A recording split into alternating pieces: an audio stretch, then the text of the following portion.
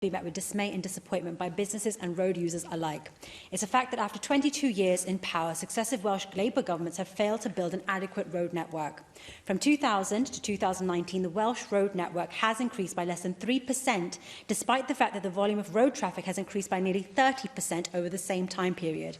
But you have today confirmed Welsh Labour has no plans to deal with the growing traffic on our roads. You broke a manifesto commitment to deal with the congestion problem on the M4 by building a relief road, wasting £157 million in the process, and you've let road users down again today. Road transport corridors are the arteries of domestic and international trade and boost the overall competitiveness of the Welsh economy. In 2017, there were over 30,000 traffic jams on Welsh roads, which cost the Welsh economy almost £278 million. A proper policy for roads should include ambitious plans to improve our road infrastructure by delivering an M4 relief road, upgrading the A55 in North Wales, and to progress the dualling of the A40 to Fishguard. It should include the bypass for Chepstow, and I apologise for my pronunciation in advance, Llandelio, that residents have been calling for. Instead, these issues have been kicked into the long grass.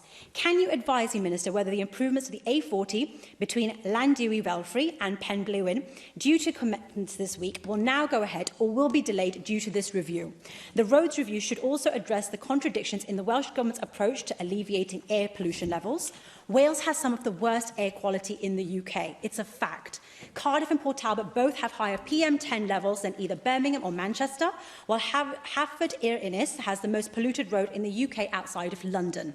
The Welsh Government must commit to reviewing speed limits on major roads in Wales.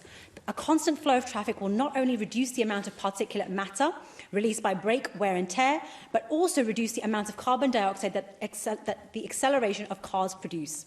Although the Welsh Government has implemented 50 miles per hour zones in some areas of Wales to keep traffic flowing and reduce nitrogen dioxide limits, some traffic safety experts have said that permanent 50 mile per hour limits could put motorists in danger.